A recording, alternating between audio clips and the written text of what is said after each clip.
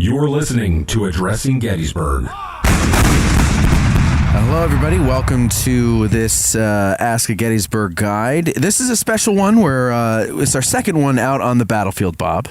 Where are we today? I am 6 feet and an inch from you. Yes, we are on Culp. You're keeping your social distancing. We understand. Yes, sir. And we are right by the 137th New York's Monument. On Culp's Hill. And we have an all-star cast with us today. Tim Smith is with us again. Hello. Tim is not sick anymore. That's good. And it wasn't coronavirus. People were concerned. No. Okay, very good. And our special guest guide for the first time on the show is a man who needs no introduction, the Great Charlie Fennell. Hello, Charlie. Hello. Glad to be here. We're glad to have you here. I mean, it wouldn't be a Culp's Hill episode without Charlie here to answer the questions, and everybody knows that. Okay, so let's get on right away to the questions that we've got here. So the Great Tronetti, he's going to... Oh, and also Jessie Wheedleton is here with her dog. I'm sorry. The dog made that Jessie known. might pop in once in a while, but she just wants to be here to learn. All right, the Great Tronetti was the first to answer the call for questions, so we're going to start with him, and he's got two questions. How many men were in the ranks of the 137th at the beginning of the battle, and how many at the end? That's number one. And number two, I'm wondering how many regiments Stuart attacked with. I've seen some maps and books that say all 6 of his units. Some say 5. So let's start with number one. How many did the 137th come in with? Okay, according to Busey and Martin, they had 423 men engaged in the action. They have a little more in the regiment, but not everybody was here. Others doing detached duty. So 423, it's the largest regiment in Greene's brigade, and ironically, it's on the right flank. Okay, so it's holding the flank. Yeah, and then according to the casualty rates, I mean, this is Busey and Martin too, and also on the monument behind me here, 137 losses in the 137th. So the 137th lost 137. Yeah, that's an easy one to remember. Yeah, but I'm not doing the math, so you can. I'm not subtracting 137 from 423. No, it's fascinating enough that the 137th lost 137. Right. So let's leave it at that. The Great Tronetti. Okay. But you know, before I guess we get any further, and we'll get to his second question about Stuart's brigade, but give us, why is the 137th remarkable that we're doing a show from here today? What happened here that got them their fame at Gettysburg? I guess on July 2nd, they're at the end of the Union line. Right. Okay. Why? The beginning of the Union line. Well, basically what you have is 12th Corps sitting here. They're the guys with the stars on their monuments. They were anchoring the right flank on the morning of July 1st. Of course, as we know, from watching the movie too many times, the battle starts over at a little round top on the other end of the fishhook. Right. Okay, and eventually as that battle progresses, the Confederates start gaining momentum. And so General Meade made what some people consider his greatest mistake. He ordered the 12th Corps to leave Culp's Hill. So you got roughly a little over 9,000 men that are marching off this hill going over towards the little round top. In the process of that, Confederates see an opportunity and attack the hill, and Greene's brigade was left behind. So they remained, of all the 12th Corps units, only Greene's brigade stayed behind, and they were to occupy not only the line, we're about at the right flank of Greene's brigade. It runs from where we're sitting up to the top of the hill where the tower is. Mm-hmm. They were to extend the line from where we're sitting down to Rock Creek if they could get that far. Jeez. You know, so basically you're going to have a brigade occupying a core line. Wow. So didn't make it. I'm sorry. For some of our listeners, you're familiar with the fishhook shape configuration. Mm-hmm. Little Round Top is the south end of that, where you would tie the fishing line, and we're at the barbed end of the fishhook. So we're you at the might line say that that bites. the worm begins here. Yeah, right? That's right. And I use this as the beginning of the line because in the much celebrated movie Gettysburg, the 20th Maine is the end of the line. Mm-hmm. So if they're the end, the 137th is the beginning. Okay, lines have two things, a beginning and an end. All right, and the 137th is the right flank regiment, while the 20th Maine is the left flank. And of course, as we know, the best way to defeat an opponent is to outflank him. So the flanks are the position of greatest danger and also the position of greatest honor. So I guess that's one of the reasons why we're sitting here. So why no movie? Yeah, right. Maybe I should point out that the area that we're sitting in, for the listeners who can not envision it, is that Culp's Hill is not actually just one hill, but a series of undulations of ground. And, we're actually, the 137th would be on the southern would be to the south of the line. It goes up to the top of the hill and then curves back around and runs over the Little Round Top. But we're on Culp's Hill proper right now, the 137th, and this land we're on was owned by the Culp family. But there is a valley or an undulation of ground. The ground dips off here to the right and in front of the 137th monument, and then there's another hill in the distance, and that other hill, which generally in books on the battle is referred to as Lower Culp's Hill, is actually not owned by the Culp family, but the Spangler family. And so, Spangler Spring, Henry Spangler owned that land over there. And it was Henry Spangler's land that actually was part of the assignment to Williams Division of the 12th Army Corps. And they had built some breastworks on that hill, Spangler's Hill, and then they were pulled away to reinforce the other side of the line. And so when 137th ends up going to action, that hill off to the right of them is vacated, and that's where Stuart will come up and over that hill to attack their position. But I have steadfastly maintained for years that people need to stop referring to that area as Lower Culp's Hill, because the Culp family does not own it, and it is owned by the Spangler family, and we should have two hills, Culp's Hill and Spangler's Hill. That makes sense. And I think I've gained 0 followers and supporters over the years. How about it, Charlie? Do you support But that? Little Round Top and Big Round Top are owned by different people, and they call them Big and Little Round Top. Mm-hmm. Yeah. True. So I guess really I should probably have started this before asking the question. Culp's Hill in general, when did the Union troops get here first? I mean, let's put it like this. When does the 12th Corps get here first? Okay, well, the 12th Corps comes in on the morning of July 2nd. Elements of them were available in the battle, but most of them would go towards Little Round Top. In fact, Greene's brigade that will anchor the right flank here on July 2nd, on the morning of the 2nd, is in the shadow northern face of Little Round Top, part of that shank of the fishhook. So they're on the left flank on the morning of July the 2nd, and then are moved over here to anchor the right flank on the 2nd. So they come in on the evening of the 1st, and that's where they're positioned. Mm-hmm. Okay. And then, so when they get here, tell us about the breastworks that are built. Whose idea is it, and what's the story with that? Okay, it's a really interesting story. And I refer to the 149th New York Captain Collins, who relates the story. When they're coming in here, of course, I believe the 1st Corps had already constructed some defensive, fortifications along their line, which stimulates the conversation between Geary and Alpheus Williams. These are the two division commanders, though Alpheus Williams is acting corps commander, about the practicality of building breastworks. Okay. And according to Collins, Geary espoused the theory that men to fight with breastworks are unfit to fight without them. In other words, breastworks are not conducive to military success. Mm-hmm. They rob you of your offensive enthusiasm. And this was the theory that was expounded early in the Civil War. Technology is going to disabuse them of that eventually. And we see that in 1863. But the point to be made is Greene is up there. His brigade is actually at the top of the hill, which would be near the tower on the summit and extending down to where we're sitting here. And he basically interjected that he doesn't care too much about theory, that his concern is saving lives, and if his men have the opportunity, they're going to build the breastworks.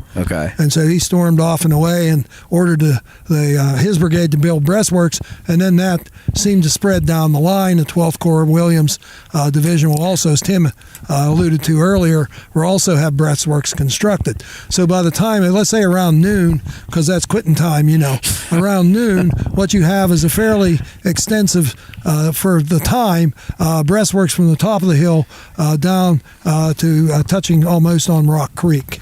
Charlie? So, yes. Can you just talk about the military experience of those two men? Commanding Officer John W. Geary, and below him, Brigadier General Greene? Okay, well, there's a disparity there in terms of professionalism. Certainly, Greene, of course, is a West Point graduate, class 1823. He was second in the class because he didn't try hard enough, so he was number 2 in that class. And he goes on to serve on the main frontier, where he loses his family, gets out of the military, goes into civil construction projects. But he's a professionally trained officer. Geary, on the other hand, is a volunteer, but he has seen more combat by the time the Civil War starts than Greene. He had served as a commander of the 2nd Pennsylvania Volunteers in the Mexican War. He was alcalde, whatever that means, of San Francisco, mayor of San Francisco. He was also military governor of Kansas when they had the outbreak there, where many people, especially in Kansas, believe the Civil War began, there in the 1850s, bleeding Kansas. So basically, Geary then, because of certain connections and Greene not getting in early in the war, will be elevated above him. So suffice it to say that, when Greene comes in, he's a regimental commander. Geary starts that way, he becomes a brigade commander. Let's take the Battle of Cedar Mountain. Geary's a division commander, Greene's a brigade commander. So he's a step below him as they rise up the ladder. Okay, but in professionalism, Greene has the advantage there. And a quick word about Greene's pedigree. Okay. You want me to tell him? Yes. Well, Nathaniel Greene, you may have heard of him, the Quaker general, served under George Washington, one of his more able subordinates that didn't speak French. Okay, so he was the one that sort of reclaimed the South for the Patriots, if you will, depending on your point of view there, and he was awarded a plantation just outside of Savannah for that. So the Greene family basically is Rhode Island born. They were chased out of Boston along with Roger Williams and the rest of that religious radical crowd, and were forced to settle in Rhode Island. So the Greenes are one of the first families of Rhode Island, if you want to use that. So they do have a pedigree. One of his sons, I think, will become governor of Rhode Island eventually. Okay. So they're fairly well connected there. So, you mentioned before that the 12th Corps is moved down to help on the left. Greene is left here, and 137th is holding the right flank. So, okay, so that's Matt, go ahead. I have a quote to interject here from to build on what Charlie was talking about with the entrenchments. Sure. This is from a letter printed in a New York newspaper on July 11th, and this is by a member of the 137th New York. I don't think the name isn't given. Our position was a strong one by nature, and by noon it was made almost impregnable by good substantial breastworks. The men murmured some at building them, thinking they would be of no avail as on former occasions, but they proved of incalculable benefit. Okay, so they didn't like the idea of having to dig, which I don't blame them. And maybe you were going to get to this, Charlie or Tim, but when Greene is finished constructing the breastwork in front of his line, basically facing east, am I right about Correct. that? Yeah. What do they do at the end of their line? Yes. Okay, well, this is one of the more salient features, no pun intended, of the breastworks here at Culp's Hill. For those of you who don't know, Charlie has got this incredibly good sense of humor. Yes. Is that what that think is? so. My own daughter, who has never listened to this podcast, Yes. even though she's a good friend of Matt's, and my daughter, when she heard that Tim Smith and Charlie Fennell were going to be on today, she said to me, "Oh, I want to listen to that one." Yeah. So now, just to spite her, I'm not going to put it out for 3 months. Oh, okay. I'm going to make her wait. Kelly. But when you hear Salient, I mean, he's full of that was puns a pun, and humor. yeah. Yes. So go ahead now. But it was a traverse line built 90 degrees off the main line. A couple of ideas on this was one, that when Greene got here, the rest of the 12th Corps hadn't arrived. So his brigade would have been the end of the line. In order to protect the end of the line, he refused his right flank. Oh, okay. So what, Williams' division didn't get here yet? No, Williams was later coming up. Okay. Greene was first, and then the rest of Geary will come in, and then Williams, he has to come up from the shopping mall. Right. So he's down there at the outlet, so Right, he has to get okay. in from there. But anyway, when he arrived, then that secures the flank. As Tim mentioned, and I'll defer to the expert here, Spangler's Hill. See, I said it. Okay, Spangler's Hill. It's going to take me another 30 years to become comfortable with saying that, but I will, in honor of you. Yeah, it do starts that. today. Yeah, so it starts today. Right. Okay, so Spangler's Hill, which is behind us, certainly has a problem because it sort of dominates the right flank of the line. So if you're going to hold that and the enemy gets a hold of it, you want a traverse line, Right. to bend off. So it's to refuse it. So Yes. it's a what is it, a trench or is it more breastworks? It's more breastworks. Of course, one of the things you got to understand, digging is somewhat of a misnomer because they didn't have entrenching tools. Right. Today, the Army, you get your own shovel. Yeah. Civil War, you didn't. If you're going to entrench, you got a tin cup or a bayonet. Okay. Okay, that's Right. usually what you do. So you usually pile up, though they did dig down to throw stuff up, especially dirt on the rocks or trees, Sure. whatever they're using. So that becomes Greene, however, in February of 1863, ordered each regiment to assign 10 men who would be responsible for entrenching tools. Okay, so that means a pickaxe, a shovel, an axe, and when they reported to inspection, they had to have those tools. So what he's creating is an engineering group that can alter the landscape. Okay, either Okay. remove obstacles or create them. That's what military engineers do. Uh-huh. They don't ride to train. Right. They either create obstacles or they remove them. Right, okay. Okay, Uh-huh. and so Greene did have the opportunity here, or at least the ability, to cut down trees.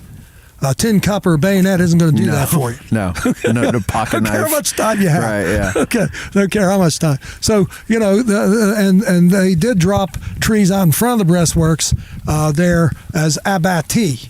That's a French word. I like to say it. I don't know what it means, but it means they're pointy sticks. Right. Okay, which would slow down an enemy as they advance. The traverse doesn't have that. Okay. Okay, so the traverse is not as substantial as the rest of the trench line, as far as I can relate. It's probably some logs maybe thrown down because there were logs here. There was cordwood on this hill because the farmers don't wait till winter to get here to cut the firewood. Right. They're going to stack it. Yeah. Okay. So there's some of that around that could be utilized. Okay. Okay. And I believe that the traverse was not much more than a company front. Okay, because you're not Gotcha. going to build a line you can't occupy. Right. Which would be about 1/10 of the line. Yeah, of the about regiment. 1/10 of the line. And if you're ever on Culp's Hill, you're coming off of Spangler's Hill to Culp's Hill, you will see the monument to the 14th Brooklyn. It's a big rock with a plaque on the front Yep. because they were running out of money at that time. And so basically what you have then is that's pretty close to where the traverse would be located. I do not believe the traverse extends to the modern-day Park Road. Oh, really? I don't think it goes that far. Oh. And what I base that on is the Warren map. Okay. Okay, and the Warren map shows that it comes off and it doesn't extend to the, as Tim told us, the undulation, which for those like me that aren't acquainted with that term, that means the line goes up and down, Right. up and down. It undulates. It undulates. Okay, and so I don't think it goes over that far. All right. But that's not very far, though. No, it's not. Looking at it, I No. mean, it's almost sounds like it's an inconsequential or insignificant little thing, but but it's exciting to talk about for some reason. Yeah, I'll tell you this. It's also a spot where people can rally behind. It's there, they see it, and they know that, as you know, I'm sure Charlie will talk about it in a minute, when they fall back, they stop at it. Yeah. Okay. Yeah. All right. And compared to, of course, the 20th Maine, we've already made some mention of this Okay. with the movie and the book Killer Angels, and everyone's Sure. attention is over there. They too refused their flank. They did. So where the 20th Maine's left flank marker is today at Little Round Top, the distance between that and the 20th Maine's monument, is that a little longer than what you think this traverse Yes, was? it is. That would be 2 to 3 companies, I think. So this would be less distance. So the Great Tronetti's second question is about Stewart's brigade. Okay.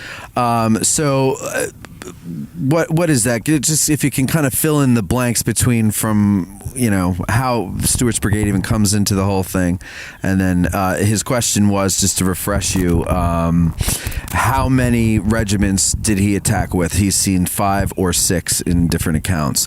Okay, Stuart. This is Maryland Stuart. There's 3 in the Confederate Army. They all spell their names differently. So we can keep them straight. There's Virginia Stuart. He commands cavalry. There's Tennessee Stuart. He's in Tennessee. And then there's Maryland Stuart, who's here. He's a West Pointer in charge of a brigade, which is fairly rare in Lee's army at the time of the Battle of Gettysburg. But he's part of Johnson's division, which is part of Ewell's 2nd Army Corps. Okay. And Johnson's division was the last of that corps to arrive on July the 1st. It's fresh. Yes. I mean, Relatively. The other 2 divisions had to some degree fought, routing the 11th Corps back through the town of Gettysburg. Rhodes' division had actually encountered elements of the 1st Corps on the afternoon of July 1st as well. So these regiments had been initiated to the Battle of Gettysburg. Johnson didn't arrive in time. Right. Okay, so they're put over to the left flank of the Corps. Rhodes' division would be down at Long Lane. They're trying to get to McDonald's, down in that area there. If you're acquainted with Gettysburg, they're just along parallel to Steinway Avenue. It's ironic they didn't want to eat at Pickett's buffet. I know. That's for like one of your July guys. 3rd, as we know. Okay. No, he didn't but then build that till after. You have Early's division, which has the odious task of occupying the town. So they're strung out through town, and then Johnson's division would be east of the town. Mm-hmm. Okay, and so that's where they were. On the evening of July 1st, they did send a reconnaissance up this hill to see if it was occupied, and they ran into elements of the 7th Indiana. Okay, and it was at night, so they didn't pursue that or try to develop that any longer. So they're sitting there waiting for orders. Okay, Stuart will be the left flank of the division, because Walker's brigade, and you may not know Walker, but if I said Stonewall Brigade, that would get your attention. Mm-hmm. They were sent out to protect the left rear of the whole Confederate Army because Jeb Stuart, that's Virginia Stuart, is not here yet. Okay, so cavalry is scarce. So there were 2 infantry brigades that were assigned to duty that cavalry normally would have as flank security. One was Extra Billy Smith, who's out along Route 30 there by current-day Walmart, somewhere along the Sheila Road in that area. And then you would have Walker's brigade, which would be out towards Brinkerhoff Ridge. Okay, so that makes Stuart... Neal Avenue?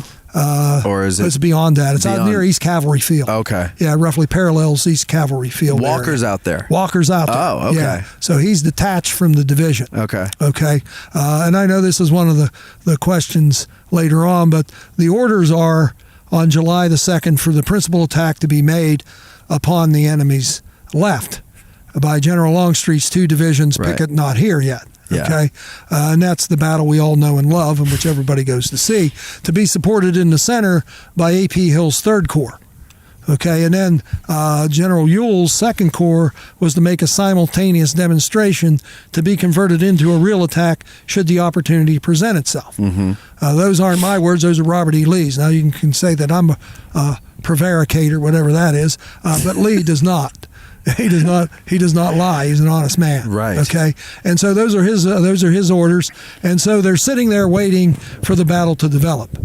Okay. So the battle begins roughly at 4:00 as Longstreet, finally in position, starts rolling there. So basically, when Stuart advances, it's after the 12th Corps has pretty much left. So they see them leaving. This is an opportunity.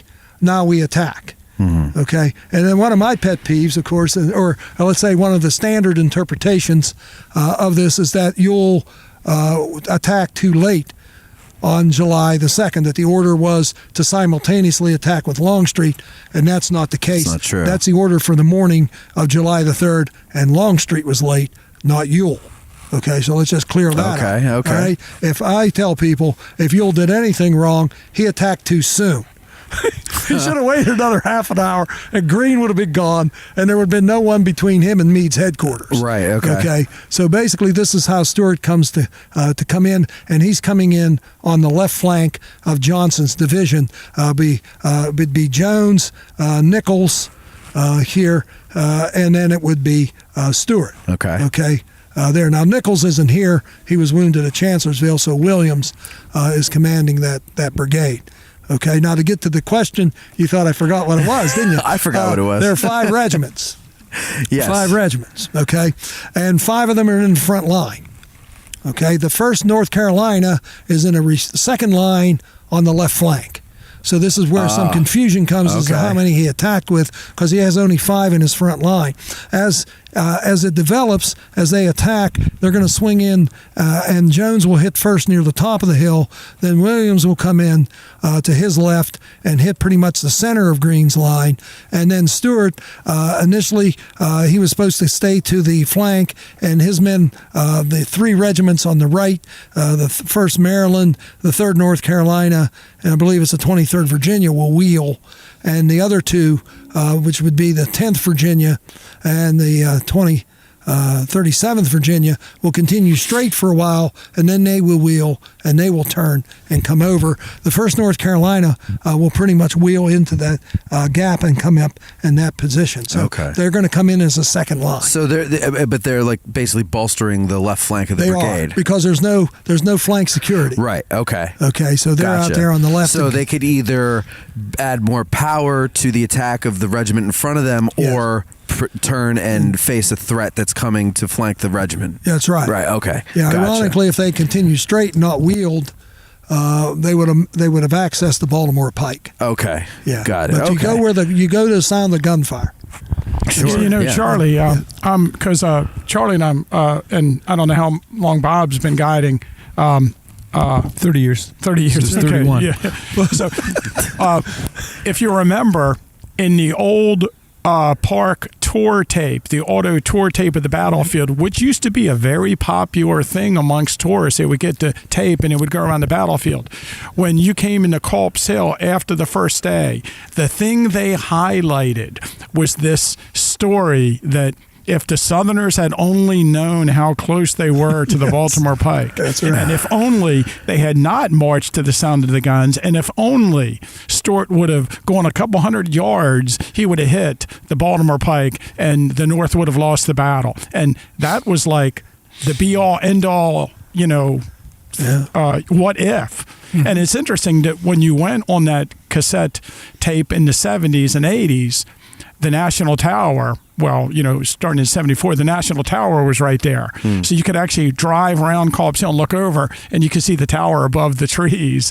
And, you realized how close you were to the Baltimore Pike. Oh, yeah. And I just wonder do you remember that and how big of a deal that is, and how you don't hear about that anymore? No, you don't. It's funny how the popular story changes over the years. Yes. But can we talk about that just a little bit? Sure. What did Johnston's division, Stewart's brigade, know as they're advancing? And it is after sunset. Yes. Is it not? Yes. Not long after. No. But what do they know about the position? They had to have known that earlier there was a Union division in that area. Yes. And so the 1st North Carolina is going to be kind of held back to protect the flank, right? Right. So, but as they are coming into the area, they are surprised to find that there's no Union soldiers? That's a good question, yeah. Well, Stewart's, this is kind of an interesting subject as well. Did they hit the vacated trenches, or did they hit trenches with troops in? And the answer, of course, is yes. The right flank hit the 137th New York and elements of the 149th New York, which would be, once again, on Spangler's Hill. And didn't the 137th, at least Company A, extend to, am I wrong about this, extend to the top of Spangler once Williams left? I would say yes. At a skirmish kind of position, perhaps. Okay. Yes. Now, they had some indication that the Union troops were leaving because they called in their skirmishers. I think Lewis Stegman, who's in the 102nd New York, made reference to this, that the skirmishers are in contact. And usually, if the main regiment leaves, it'll recall its skirmishers. And so they saw the skirmishers leaving, and so they just assumed that the troops that they were attached to, the regiments, were leaving. And they were. Okay, and so this is when the orders were given to advance because they thought they had an opportunity. They definitely knew, of course, that the top of the hill was occupied because they run into fire when they get there. The problem they have is they're not able to develop the position earlier because of Greene's skirmish line is beyond Rock Creek. So they weren't able to check out the creek to see where they can ford it and where you can't. So there's some delay there when they get to the creek to figure out how you can get across and how you can't. And Charlie, did they hear any of the traffic moving on the Baltimore Pike? Oh, yeah, absolutely. No, I'm serious. I'm serious about this. Yeah, I can hear it now. Well, yeah, but today we have internal combustion engines. Yes. Like, I hear it. Another thing that they knew, okay, was that they were going to come up against a pretty strong position. I think Kim relates this in his accounts. He's with the 1st Maryland, okay, or at least he's in that brigade, Stewart's brigade. But he writes that they were standing there on the morning of July 2nd listening to axe and pick being applied to the position, knowing that the Union troops were making an already strong position even stronger, and we sat there and we did nothing. And of course, the reason they're sitting there and doing nothing, they're waiting for the attack to begin. And that's when Longstreet kicks it off. Everyone's waiting for that attack to begin. So they knew that the attack, would run up against some difficult terrain. And adding to that, Johnson's division, you might remember, they considered, the Southern High Command considered using them in the attack on July 1st, but they arrived just a little bit too late. They came through the town of Gettysburg and moved out into position, and probably got out into position about 8 p.m. on July 1st. Mm-hmm. And they basically just sat there in position for like 20 hours waiting for the attack to begin. Yeah. Jeez. All right, let's move on to the next question here. Matt McClanahan, Rue's grandson, he makes his debut on Addressing Gettysburg with this question. Nobody got that? Rue McClanahan? No? Okay. All right, Charlie got it. How was the 137th New York able to hold off a brigade of Confederates on July 2nd? Was the terrain that favorable, the men that determined, or was Colonel Ireland from Scotland, right? Yes. That great a leader? Or is it a combination of all three? And then he asks, was David Ireland ever more famous for his stand on Culp's Hill than that guy from Maine on Little Round Top? Oh, Charlie, break into Joshua Fitt, the Battle of Gettysburg. No, we can't do that. We'll have to have that on our musical version of the podcast. The musical. Yes, I think to a degree it's a little bit of all three. Certainly the terrain is great defensive grounds, especially since they had built breastworks. Even though the 137th flanks in the air, the Confederates would have to feel that out. They would have to find that out. They wouldn't know in advance. And it's getting dark. Prepare for it. Yeah. So that would be an impromptu thing. Certainly, and I would always suggest to you that, of course, one of the advantages the North have is it's getting dark. Right. And it's dark in the woods. Yeah. I mean, they advance. There's the semblance of daylight. It's probably close to 6:30. I think that they impact the Union skirmish line. Woods are disorienting. Yes, even in the daylight. And it's darker in the woods earlier than it is outside the woods, as you know. No daylight savings time. That's no right. daylight savings time. No day, so we don't screw with the clocks. Right. What time is this assault starting? Did we say that? No, we didn't. It's starting around between 6:30ish. 6:30. So it's starting to get dark by that point. Yes, that would be 7:30ish. Would be our sundown. Time. So when they say 8 o'clock on Culp's Hill, you want to come here at 9. Gotcha. Okay. To get the to see what it would look like. And I have to admit to you, I studied the Civil War for close to 30 years before I realized that. Okay. Yeah. I didn't realize. I said, "What I quit for? It's still daylight." Okay. And then I realized, the clocks are different. The clocks are different. Okay. Well, that makes sense. Though. Woodrow Wilson, And the fighting goes on into the dark. It does. They fight into about 10 o'clock. Yeah. What time does it say on the 14th Brooklyn's rock right there? What does it say? 9? So I think 10 o'clock. 10 o'clock. Yeah. 10 o'clock. So they're fighting well into the darkness. Yes. That's got to be insane. So did I read somewhere that the 137th spread out to a single rank? Yes. Okay. They're going to stretch. They're going to stretch out. And I'd say to you probably the 149th is going to be stretching as well. 149th is where? Just It's north right of next them. to the 137th. Right it's just over to there. my right Okay. here, but you can't see me. Okay. Yeah, right. It's So the it's next just one in north line. of the 137th. So you yeah. got 137th on the right, the 149th is next in line. So they're stretching too. Yeah. And how far are they stretching then? Okay, it's a good question. I usually put the 137th up on Spangler's Hill. Up on Spangler's Hill. And the 149th is going to have at least 3 to 4 companies in that undulation that we talk about. So they're stretching Swale, all ravine. Can we Swale, use those ravine. words too? saddle. Valley of Death. Saddle, yeah. So, but they're stretching along. So, if you come here to Culp's Hill and you go to the 137th or any of these monuments, and you look along the tree line, you'll see a mound of dirt. And in the Correct. summertime, they don't mow that. Correct. So it's going to be tall grass right at the tree line, and it'll go all around. And so, are you saying that they stretched out along the tree line now, the breastworks basically? Yeah, That's they're what following the breastworks. Okay. Yeah. So they're a single line. So it's, oh God. All right. So continue then. Do you need the question again, or what Well, are we? of course, we developed the fact that the ground aids and the darkness aids. Right. Okay. I would also suggest that to a degree, the Northerners pretty much have got their backs against it. They know to lose this one's to lose the war. Okay. In their minds, you already lost Fredericksburg convincingly. You lost Chancellorsville convincingly. 3 strikes, you're out at the old ball game. Okay. Right. And so basically, and it's a home game. Yeah. Let's face it, they're Right. playing a home game. I mean, these are New Yorkers, but they know that New It's York's home. next. Yeah. Okay, Pennsylvania, New York. And so you generally fight harder at home than you do on the road. Okay. And this is one of Lee's biggest miscalculations. He didn't think the Union Army would fight any more determinedly in Pennsylvania than they had heretofore, at least in his mind, yeah. had been fighting in Virginia. Big miscalculation. So I think the home field advantage also contributes. And Ireland's a fairly competent commander. Right. Okay, so we get to Ireland, because I started on Ireland because he asked about why isn't he as well known.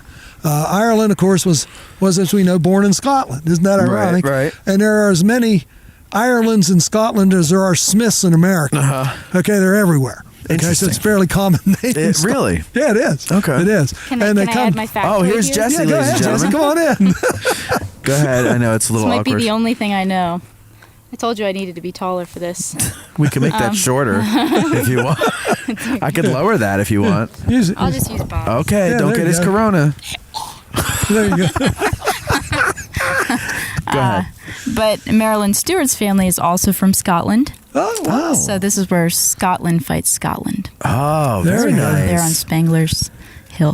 There Very we go. good. Spangler's Hill. We got Spangler's Jessie Hill. down. Nice. And George Hume Stewart's buried in Greenmount Cemetery in Baltimore City, and has a really, really nice stone in the family plot. His father was also a military officer in the Maryland militia of some note. So if anybody lives near Baltimore, you want to visit his grave, it's really a nice cemetery, Greenmount. Greenman. Okay, cool. All right, so let's move on then to the next one. Sorry. Well, we didn't say. Oh, what? we didn't Go finish. ahead. We got him in Scotland, but we got to get him in America now. Oh, right. The battle's Okay. How fought did in he get here? America. Yes. And so he comes over, they migrate. His father's a tailor, so he apprenticed as a tailor.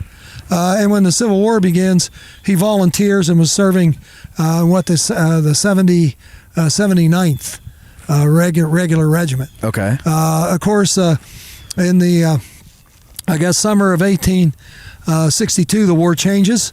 At the beginning of the summer, the North thought the war would soon be over. By the end of the summer, they said, oh, my God, we're losing. Okay, so they had to raise regiments in a hurry. And Ireland, by that time, had risen to captain in the regiment. And so he was asked if he wanted to head a new regiment, and that would be the 137th New York. So he was the original colonel of that regiment. He will command it here. One of the problems Ireland has is his health. Okay, he's suffering from a case of diarrhea, chronic diarrhea, which will incapacitate him. It's going to kill him. It will kill him. Wait, I'm sorry. Are you saying here he has diarrhea? Yeah, he has it. He's returned to the regiment just before the Gettysburg campaign. He was sent home to kind of take care of the problem. They didn't know what caused diarrhea. Tiny organisms in the water. Right. They don't know that. Okay, so they knew if they sent the guy home and he got some time at home, he had a better chance of recovering. Different water. Yeah, you're not drinking the water that the horse is standing in. Okay, I like my water flavored too. I know, but not that way. So the point is there that Ireland does a pretty good job here. And then after the battle, I know this was one of the questions, I think, too. What does he do after Gettysburg? Well, he goes home and gets married. After Gettysburg, he gets a medical leave, goes home, gets married, I think in August. September 9th, he reports back to the regiment, and then they wind up in Tennessee. They're with the armies there to relieve the siege of Chattanooga. He then ascends to brigade command. He commands a brigade. This brigade will plant their flag, at least the 137th will plant their flag on the breastworks on Lookout Mountain. Oh. So they were one of the ones that cracked the Union line, or the Confederate line at Lookout Mountain there, and they do the march to the sea. So they're in all those battles, Resaca, Dalton, Dug Gap, Pine Mountain, all the way down to Culp's farm, you see, which is spelled with a K. On the monuments here. Okay. But anyway, so he does that. The 12th Corps, which was now through the 20th Corps, there in the campaign under Sherman, will be the first to enter Atlanta. Okay, so they'll be the first to enter Atlanta. The 2nd Massachusetts will raise their flag from the Atlanta courthouse. Okay. The American flag there. By this time, Ireland is incapacitated with diarrhea. Let's see, September 2nd. A year after he went back in, Atlanta is liberated. And then on the 10th, Ireland dies of diarrhea. So why don't we know much about Ireland? He doesn't write much after the war. He's dead. It's hard to write on the toilet. He doesn't, Chamberlain lives a good long time. He lives until 1914, and he writes and he lectures, and he's at monument dedication. But Ireland did leave some writings. Yeah, he left. Is he as good a writer as Chamberlain? No, probably not. I don't think he is. No, I don't think so. One of the things I've noticed from studying the Civil War is a lot of people say history is written by the winners. Right. Yeah. I don't agree with that. Yeah. I have come to the conclusion that history is written by the people who write about it. Right. No, I agree. I agree with you. That's pretty profound, Tim. That's a Timism, yeah. So here, let me give you a famous quote. Hold on, Tim. I'm sorry. Push that in. It's loose. It's crackling. That's his voice. No. You got it? I think so. All right. Let me hear you. Testing? No, it's off. Here. Must have done something to it. It was that fidgeting you were doing. All right, there we go. You got it? Yeah. There's a famous quote by Captain Stoddard of the 137th in New York, and this is written in a private letter on July 4th, 1863. And he said, "We fought the 2nd and 3rd of July like demons. Not a man flinched." Nice. There you go. Yeah. No, you just hold on to that one there. Okay, so let's move on here to Darth Etzcorn. He asks, were Dennis, is it Mahan? Mahan, okay. Were Dennis Mahan's teachings at West Point the key to saving the position? Greene went to West Point, but Geary did not. So that's kind of a wash, but did Ewell... What the hell is he talking about? So that's kind of a wash, but Ewell did, so it's about an even match. Go ahead. The teachings of Dennis Hart Mahan, okay, who is the father of Alfred Thayer Mahan, and that and $2 will get you a cup of coffee in any restaurant in Gettysburg, okay? But anyhow, he's a West Point graduate, graduates in the class of 1824. He's number 1 in that class. Dennis is. Okay. Yes, Dennis. And number 3 in that class was R.P.P., who was Robert Parker Parrott. Okay. Who invented the Parrott gun and was the commandant of the arsenal there, the West Point Arsenal, for a time. But anyway, so Mahan, because he's number 1 in the class, he stayed on and taught. He was a substitute engineer teaching engineering, which is West Point. Okay. 71% of the curriculum is math and science. Right. Okay. And then he goes to France to study for a time, 2 years, and then he comes back and he becomes the instructor of military engineering at West Point. Okay, they also established a Napoleon Club, which he sponsored, and this club would discuss military tactics and strategy. They would look at. They didn't have a class at believe it or not, they didn't have a class at West Point that did that at the time. So he is the tactical instructor, and he believed in breastworks. Okay. Okay. He believed in entrenching. He also, believed that you had to seize the offensive. He's a disciple of Jomini, who believed that you must seize and hold the initiative to be successful. Okay. Okay. And so breastworks were a means whereby you could use to delay the enemy in order to find a weakness, and then seize the offensive. Certainly Lee is a disciple. Okay, Lee, even though he didn't study other than Dennis Hart Mahan, believes that. You must hold the initiative, dictate to your opponent. So, but the entrenching part is what we're getting at here. Did that have any impact? Certainly Greene is an entrencher. Okay, he's a digger. All right, he's an engineer, and he believes that this is the way you do it. I see two things happening at West Point. When Mahan began his instruction, it was pre-Mexican War. And so we got the Bunker Hill mentality. Okay. In which you entrench even unschooled, uneducated soldiers. If they're fighting behind a wall, will fight. Mm-hmm. Okay. If they're standing in the open, that's another story. All right. So entrenching is what West Point was all about, providing military engineers for the Army. Then we go to Mexico. And Mexico changes our interpretation of tactics. In Mexico, we're fighting in Mexico, so the Mexicans outnumbered us. The Mexicans always had the wall to hide behind. They were always on the high ground, and they always lost. Why? Because we seized the initiative and were able to outmaneuver them and outflank them, and this is how we take 50% of Mexico in the Mexican War. Okay. So that's where a lot of the Civil War officers are coming from. If they have any practical military, like Geary. Geary's in the Mexican War. Okay, they're acquiring it this way. Okay, Lee is the classic. Enemies entrenched. Look at Chancellorsville, and this is where we're getting back to that question about do we need these breastworks? I mean, they haven't served us well in the past.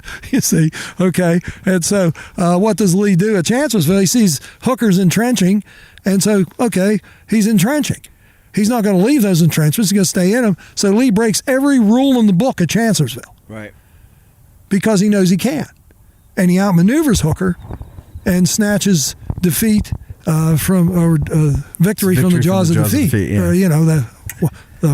The F troop thing. But anyway, so the point is, if you're going to think of Dennis Hart Mahan, certainly had an impact on Greene. Yeah. Because Greene, let's see, he's a 23 grad, so he wouldn't be there at the time of Dennis Hart Mahan, but he was in the entrenching philosophy of West Point at that point. So, yes, and then Geary sees the Mexican War, sees and hold the initiative. We don't need breastworks. They're contrary to success. Gotcha. Yeah. All right. Bill Wolfe asks, which Confederate artillery units caused the most problems for the Union defenders of Culp's Hill, and where were they located? Okay, these I'm going to be very typical Fennell here. The ones that caused the most problems were 3rd Corps artillery units on Seminary Ridge, firing on July 3rd. In preparation to Pickett's charge. Okay, because all that artillery is coming on the side of the entrenchments that the Union defenders are hiding in.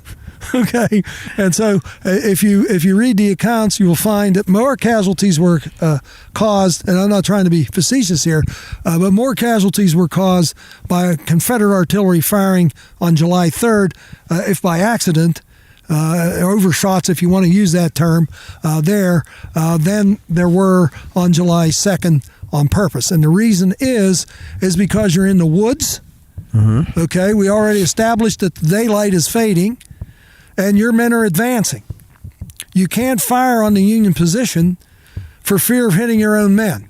Right. Okay, so Latimer's battalion by that time, which made the demonstration on July 2nd, had by the time the infantry advance had been withdrawn.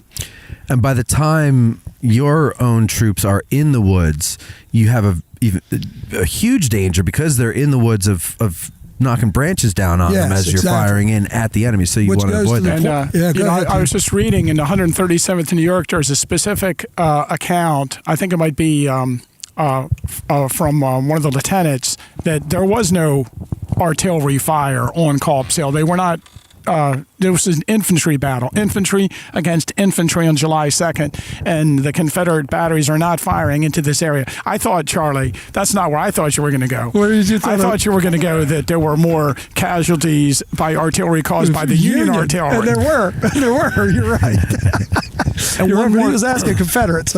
One more thing before we get there. The Confederates only had, and correct me if I'm wrong, both of you, just one good artillery position in the fight for Culp's Hill, Benner's Hill, where Latimer's battalion was. Yeah, correct? You're pretty much right on that. I mean, the town's in the middle. Right. It's low ground.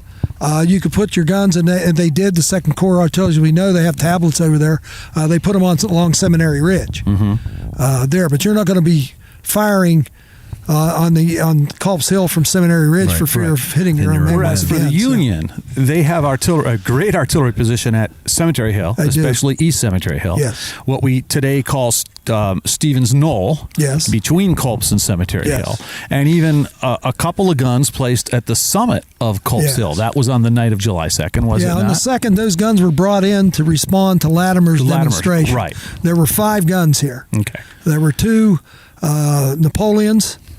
What would that be from Knapp's battery? No, Knapp had the 3 Ruggs battery. Yeah, thank you.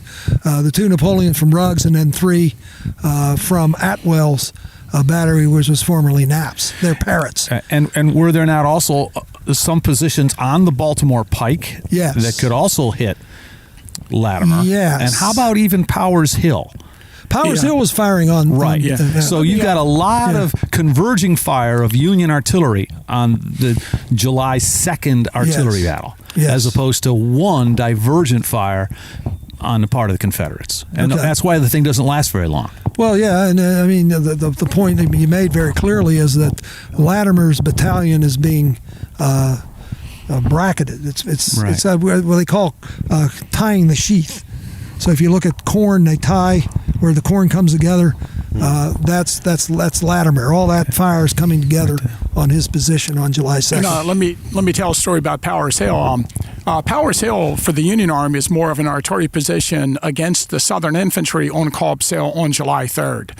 And one of the interesting stories that I kind of allude to it in my book Farms at Gettysburg that I discovered locally was we have this 26th Pennsylvania Emergency Regiment, and Company A is from Gettysburg, and they're pulled together in June of 1863, and they go to Harrisburg, and they're that militia force that comes back to Gettysburg, and on June 26th is destroyed, overrun by Juba Early's force, and they flee the area.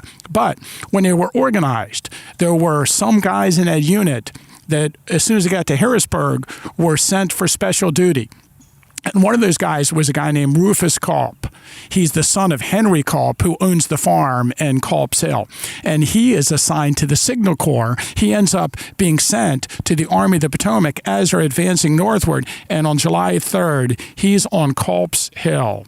And there's a couple civilian accounts that mention this. So Henry Culp's son is on Culp's Hill, and he's helping to direct artillery fire from the Signal Corps into the Southern Army on the slopes of the hill that his family owns. And of course, perhaps, maybe some artillery fire, depending on what day he's killed, is directed towards his famous cousin. His gun was broken, but he's probably killed on July 2nd anyway. But anyway, I think that's a really neat story. Yeah, it is. What Henry Culp's son here, we're on Culp's Hill, was on Powers Hill in the Signal Corps. And while we're on Powers Hill, before we go for our break, tell us about Lieutenant Muhlenberg and how he gets in trouble. Well, that would be more July 3rd. Yeah, that's okay. And that's when they came back, of course, they used the artillery to seal the gap. As you know, from the terrain, you have Rock Creek. Then there's some, there's a little knoll there where you find some monuments to, Cobbins Brigade, 2nd Massachusetts, 27th Indiana, that area there. And then there's a gap, and then you have Spangler land that runs up to Spangler Hill and then Culp's Hill. Those guns were designed to cover that gap and to fire up that gap along Rock Creek to try and at least, if not dislodge the Confederates on the hill, certainly cause them distress. Okay, so as they're firing, the firing begins roughly at 4:35 on the morning of July 3rd. Okay, it's still kind of dusky out, and it's dark in the woods, and they open fire, and they're firing up, little knowing that Union troops are in the way there, waiting to advance should the opportunity present itself. And so these guns are firing into McDougall's brigade in particular. And if you read the accounts, several regiments in McDougall's brigade complain about friendly fire. Okay, and of course there were two accounts. I like Selfridge there, who commands, what is that, the 146th or 46th Pennsylvania? Yeah, and he got very upset. And according to the regimental accounts, he went back to the hill. That's Powers Hill, which is where the 12th Corps Artillery is located. Sword in hand, cocked pistol in the other, and demanded who was in charge. And that's poor Lieutenant Muhlenberg, and basically expressed the desire, the intent to shoot him if he didn't quit hitting his regiment. A man by the name of Wooster also sends word back that if you don't adjust your range, I'll turn my regiment around and shoot at you. You're doing more damage, as Tim alluded earlier, than the Confederates are. Okay. So you have this problem of visibility, and Wooster's men are going to arrange for a relay system. So you have, along with Rufus Culp here, your first examples, perhaps, of forward observers, of people in the front lines trying to relay to artillery in the rear that they're missing their target. Right. Okay, and this is how that situation was corrected. The colonel of the 123rd New York, young man, he went to McDougall there and claimed that his men are being hit. McDougall brushes him off, so he did the unpardonable. He walked up the hill, and right there at Leitner's farm is Slocum's headquarters. He's 12th Corps commander, second in command of the Army. He walks up to him and explains that his regiment is being hit by their own fire, and Slocum then sent word to Williams, who sent word to McDougall that you might want to look into this and fix it. Okay, so yes, that's how Muhlenberg, and he's on the Pennsylvania Monument along with the general officers. Right. Because as a lieutenant commanding a corps artillery, he's kind of on their level. Yeah, right. He's a lieutenant. Yeah. Charlie, the 20th Connecticut Monument, just down the road here, yes. Williams Division. Do you remember how it was unveiled? I do. I was there. Okay. When they unveiled it. Yeah, okay. I was one of the few people around today that actually saw the unveil. No, I'm just kidding. Okay. But anyway, yeah, it was, they lined the regiment up, and there was a man by the name of George W. Warner, who was one of these cases of friendly fire. He was hit on the morning of July 3rd, had both his arms blown off at the shoulders. And there's no Confederate artillery firing in, so who did it? Yeah. Okay. Yeah. Probably his own 12th Corps artillery hammered him. He was sent to an aid station. Of course, they put him in a tent to die. He refused to die. Just refused. Kept taking nourishment, and that sort of thing. 1864, he goes home. Okay. And he had 5 children. There was 4. I think it was 4 before the battle. He fathered 3 afterwards. Okay, so he's, as the obituary said, a very active man to the day he died. And he died in July of 1923. Wow. 60 years after the Battle of Gettysburg, or roughly 60 years. He was 91 years old when he finally passed.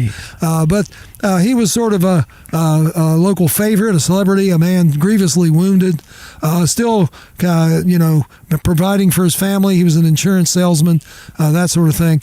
And when they came here to Gettysburg, they gave him the honor of raising the flag off the monument. and he doesn't have arms. Right. Okay, so basically what they did is arrange the pulley system on a tree that was near it, and I know this is going to upset some of my fellow guides because they like the other story better, and I'll get to that in a minute. But they tied the rope to his belt. Okay. And he walked away, Okay. and the flag went up. In the photograph of the 20th Connecticut, you can see Warner sitting on a rock with his legs crossed. And that today is the Warner Rock, and it's still there. It's still there, so you can actually sit on that rock. The story that most guys like to say, grab the rope in his teeth. No, no.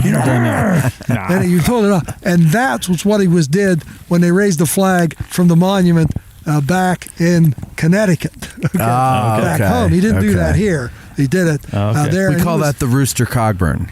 Because remember he takes the reins in his teeth. Oh yeah. No Rooster Cogburn, at least at Gettysburg. Yeah, a little more civilized. So I got to work this in. A trivia question for all the listeners: who gave the dedication speech for the statue of John W. Geary, which is right behind me, or behind you, Matt, across the street here? You know, right, Charlie? Yeah, I should. Okay. Oh, I know who See did. if anyone writes I know in who did. and says that who gave I know the speech. who did. Can I answer it? Or do we Your want show, the Matt. listeners to write in? I think Charlie did. I did. Yes, there you go. Ladies and gentlemen, Charlie is very, very old. I am. 1950. And the monument is much older than Charlie. Let's hope so. All right, let's just take a quick little break here, and we'll come back with the rest of the questions. Okay. Do you have a local business in Gettysburg? Do you want to reach people who are itching to visit us, but don't know exactly where to stay, where to eat, or what to do while they're here? Well, then you should consider advertising on Addressing Gettysburg. You can reach thousands of Gettysburg enthusiasts per month who are within a 4 to 8 hour drive of us, as well as all over the world. Reach them where they are before they're already in town. This is the more affordable and more 21st century way to advertise. So contact us at advertise@addressinggettysburg.com for more information.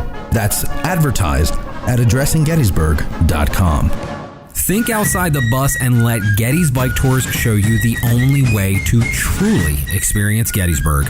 There's a reason why Gettys Bike Tours is the longest running bicycle tour company in Gettysburg, and that's because they put the customer's experience at the top of their list of priorities. Follow a licensed battlefield guide through some of the most legendary ground in American history. There's a tour route for everyone, from the newbie to the hardcore history buff. So go to gettysbike.com or call 717-752-7752 and book your reservation today. Mention Addressing Gettysburg and receive 10% off your tour. That's gettysbike.com or 717-752-7752. Discount does not apply to rentals. My favorite place to go, Mason-Dixon Distillery. They create their award-winning spirits from grain grown on Gettysburg National Military Park, and they cook their comfort food from ingredients sourced from local farms. For great food, amazing drinks, engaging conversation, and plenty of on-site parking, which is really hard to find here in Gettysburg, head over to Mason-Dixon Distillery, located at 331 East Water Street. Mention you heard this ad on Addressing Gettysburg and get a free dessert with any meal. That's right, I said free, just because you mentioned this show. That's Mason-Dixon Distillery, 331 East Water Street, Gettysburg, Pennsylvania. Victorian Photography Studio, located on Steinwar Avenue in historic downtown Gettysburg, is a vintage tintype and digital portrait studio. With hundreds of dresses and uniforms, as well as period-correct props and backgrounds, VPS can help you capture the perfect moment in time. As one of the few remaining practitioners of the craft, the photographers at VPS are trained in the history and artistry of wet plate collodion photography. So stop on in or book online for a truly unique Gettysburg experience. Go to VictorianPhotographyStudio.com and follow them on Facebook and Instagram at VPS_Gettysburg. That's VictorianPhotographyStudio.com and at VPS_Gettysburg on social media. Dog tags in the Civil War, one of the most devastating Union defeats took place in Florida, Confederate Lancers in New Mexico, a camel as a regimental mascot. Learn this and more on the Untold Civil War podcast, available on iTunes, Spotify, and Buzzsprout website. Okay, I know spots like these are annoying, but they're a necessary evil when it comes to free content, so here we go. There are 3 ways to support this show and the Addressing Gettysburg project as a whole. 1, the most effective way, is becoming a monthly subscriber at patreon.com/addressinggettysburg. That's patreon.com/addressinggettysburg. Our patrons receive access to interviews with experts recorded especially for them. Number 2, the fun way, by getting some merch over at our store at addressinggettysburg.com. Show that you're in the know by wearing one of our t-shirts, hoodies, or other items at addressinggettysburg.com. And number 3, the free way. You shop at Amazon like everyone else, so why not make those unnecessary sales that only make you feel guilty anyway count for something? Every time you want to go and shop on Amazon, go to addressinggettysburg.com first, then click that Amazon banner at the top of the homepage. Then sign in and shop like you normally would. The beauty of this is that Amazon gives us credit for qualifying sales while it doesn't cost you 1 cent more than you intended to spend in the first place. But you gotta make sure that you do it every time you shop Amazon. Okay, there. We're finished with the obligatory pitch for your support. Man, our Patreon patrons must be laughing right now saying, we don't have to sit through commercials on Patreon. Wink. All right, and we're back. Well, let's start with Demas Lewis on Instagram. And he asked, was there a reason why the rebels made this advance in the dark? Or was it just bad leadership, surprise maybe, or opportunity to strike at a weakness of the Union line? Okay, we alluded to that earlier, Yeah. but basically it's the way the battle unfolds. Okay, basically on July 2nd, the greatest failure, the Confederate Army at Gettysburg, which led to their demise here, is information. Mm-hmm. They don't have it. Okay, so on July 2nd, Lee knows that our Virginia Stewart's on his way. He won't be here in time. You can't wait for him. Okay, so he sent out scouts, and they go out and allegedly got on Little Round Top, saw the Union line didn't extend that far, come back and tell Lee. So Lee now has to come up with a plan based on that reconnaissance. As I tell people, it doesn't matter whether they got on Little Round Top or not. That's irrelevant. What's relevant is what they tell Lee, and that's what they told him. Right. Okay. So then Lee has to explain the plan, and as we know, Longstreet is somewhat opposed and becomes somewhat of a problem with it. You see, and so you have to get that explained. Then you have to get people in position to execute the plan. So the battle can't start based on this until roughly 4 o'clock in the afternoon, which is 5 o'clock. Okay, and so you got 3 hours, maybe of good daylight left. The plan was to start the attack on the Union left, which is Longstreet's assault, Devil's Den, Little Round Top, Wheatfield, Peach Orchard, that area. Then as that attack progressed northward towards Cemetery Hill, which is the key ground, then Hill's men would advance and add weight to that assault. In the meantime, over here, General Ewell's men were told to make a simultaneous demonstration, which they did with Latimer's artillery fire. And you read the plaques, they all say the same thing, 4 o'clock. Yeah. 4 o'clock. Yeah. How simultaneous is that? Right. Okay. So basically, Ewell was following orders here, and then to be converted into a real attack should the opportunity present itself. That opportunity didn't present itself till roughly 6 o'clock. Okay. So by the time the opportunity to advance presents itself, it's already starting to get dark. So give us a timeline here. The demonstration here by Ewell begins around 4 with Latimer's battalion. That's correct. Who is on Culp's Hill at that point?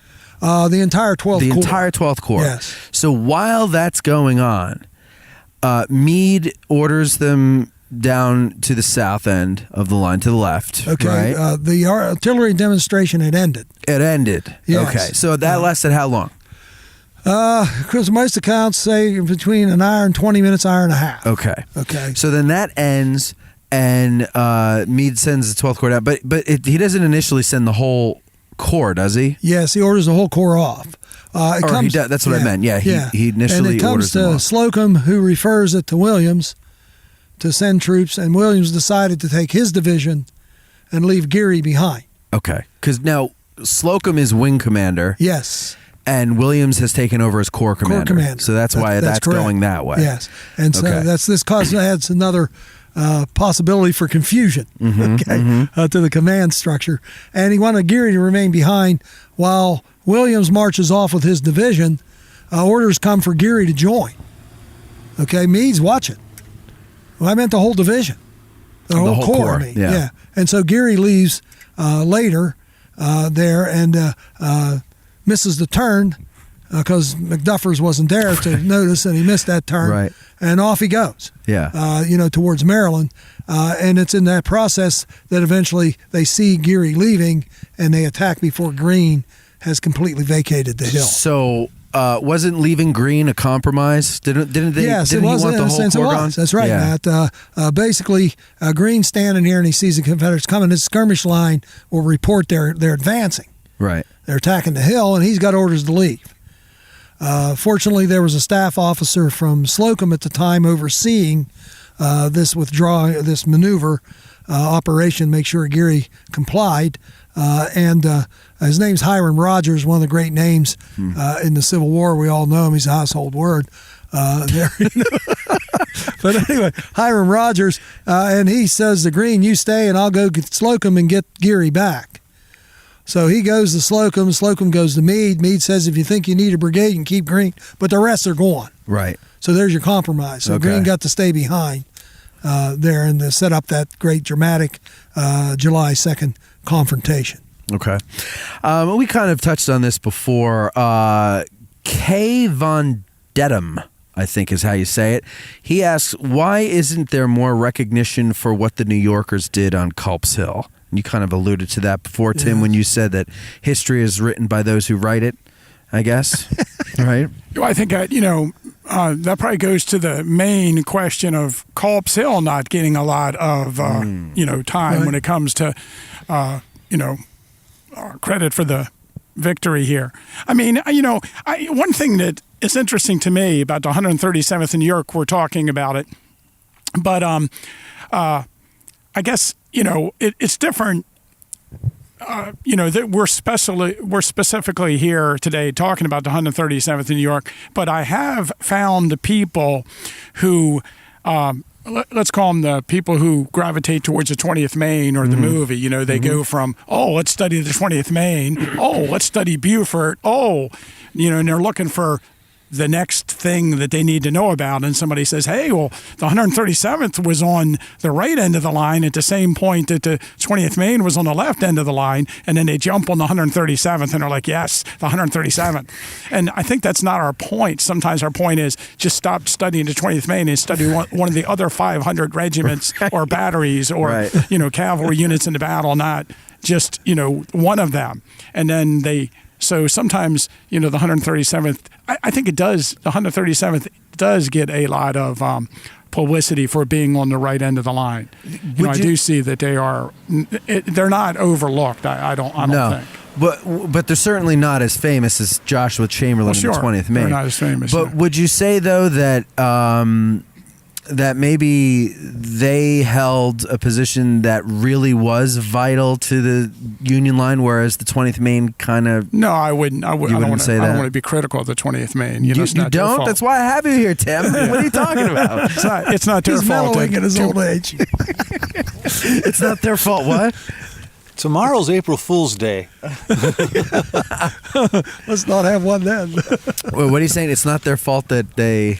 That it's not their fault, I guess. That I don't want to. It's sometimes that we don't go overboard and criticize the the actions of the units just because people have made too much out of them. I know. But I think what I just like to say is every unit played a critical role in the Battle of Gettysburg, or has its own story to tell, and every unit deserves to be mentioned in some form or fashion. It's interesting that I think it was Harry Fonz, when I first read his book on the second day, somewhere in it he has a great quote, and he talks about how this unit claimed to save the day, and this unit claimed to save the day, and the 20th Maine, some people say saved the day, and the 137th New York saved the day over here by buying time until reinforcements arrived. And Harry Fonz summarized it as something like, well, July 2nd was a day that required a lot of saving. Yeah. All right. So, also I wanted to mention on that vein with the 137th that we didn't quite tell their whole story, but what they do on July 2nd is buy time and hold the Southern forces back in time for other reinforcements to arrive. Now, not only does Geary's division return and then eventually Williams later that night, but also elements of the First Army Corps are shifted from the top of Culp's Hill and Stevens Knoll into this area. And right now we're sitting at the spot where the 6th Wisconsin charged into the breastworks on the evening of July 2nd from the 1st Corps. And the 14th Brooklyn charged, into this area after the 137th. And elements of the 11th Army Corps came off of East Cemetery Hill and charged into that swale or undulation and into the Spangler Meadow. And also, units from the 2nd Army Corps were shifted over here. There's a great account of it. Is it, Charlie, is it the 71st Pennsylvania that suffers heavy casualties on the evening of July 2nd here? What happened with the 71st? Did they suffer heavy casualties, but they didn't stay very long, did they? No, I think they were sent in here by a staff officer, let them in and told them to, move into the position. They moved in. They immediately were hit by flanking fire and retreated. And I don't remember exactly how many casualties, but it was enough. So it was an effective flanking fire. Yeah. There's an account. A guy wrote a account of the battle from the 71st and said that this was the hottest fire they were under.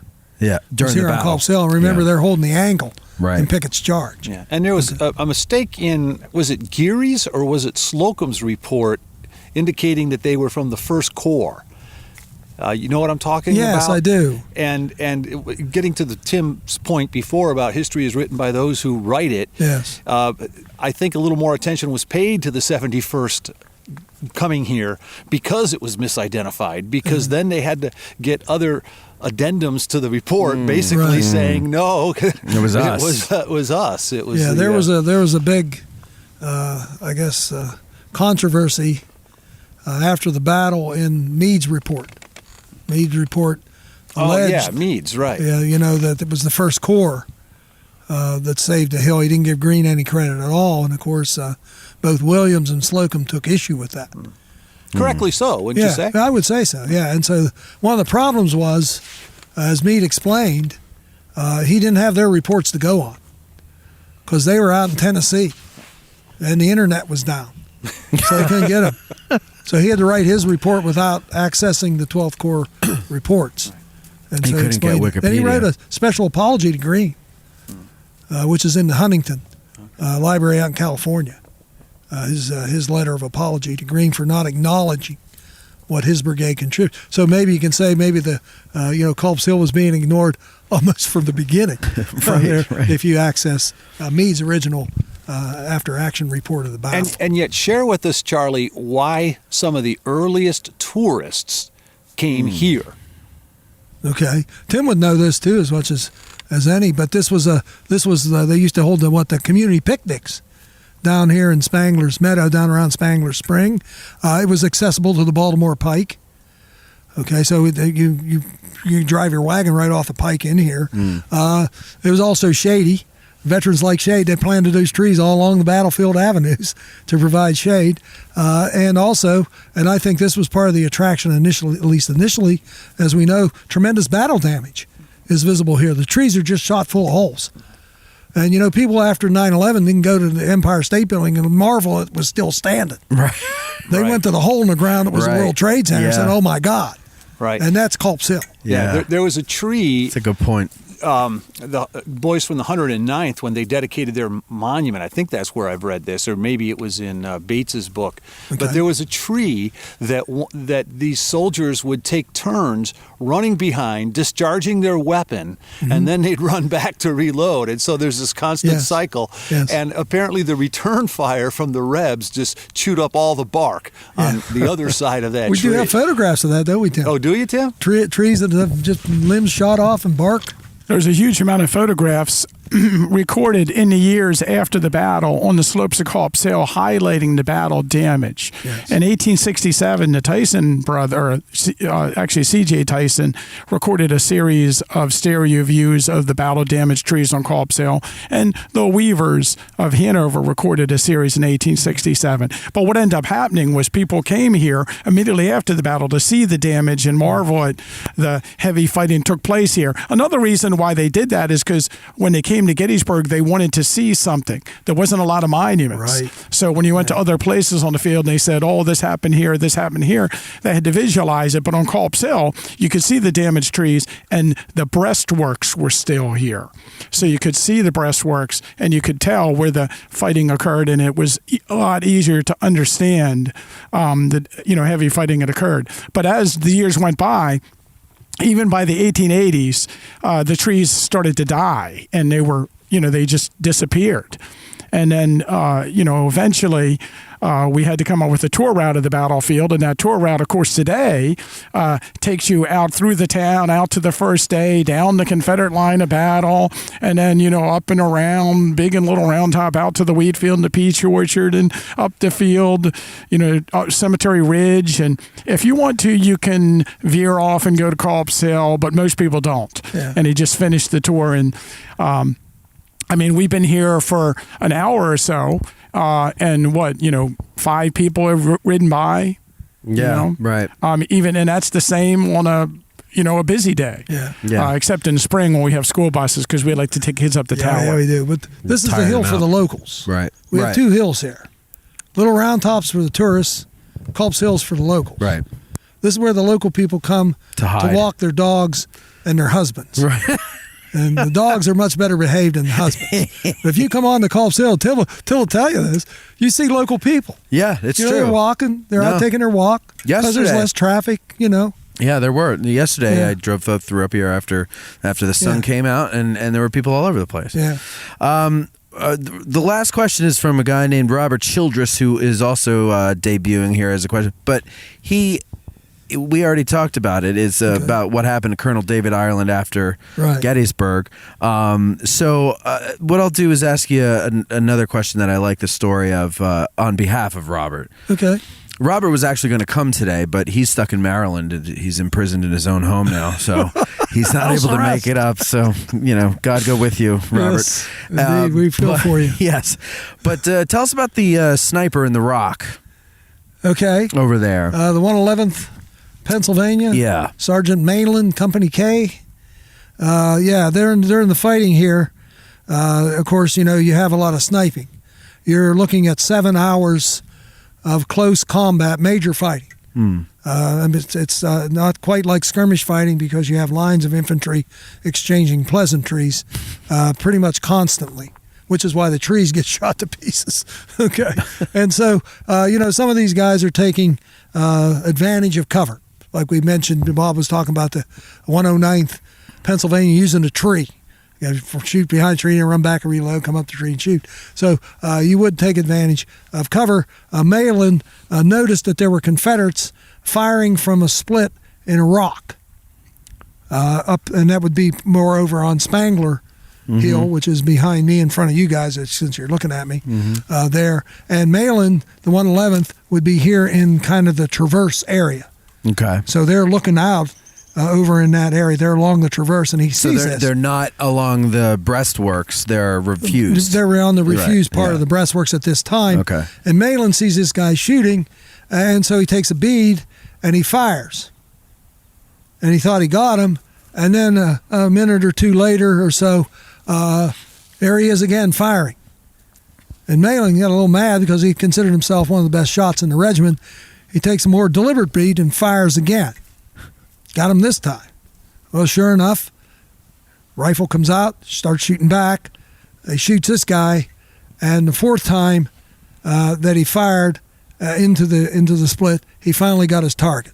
So it took him 4 shots to kill one adversary there, which he was very upset with. So when the battle ends, of course, you have a time to look around. A lot of these guys are going to go out and look at the slaughter that's down here in front. He goes over to that split rock and finds out that he hit the guy. He hit 4 different people. He killed 4 different people, And the fourth guy, when he killed him, he fell in and closed the gap.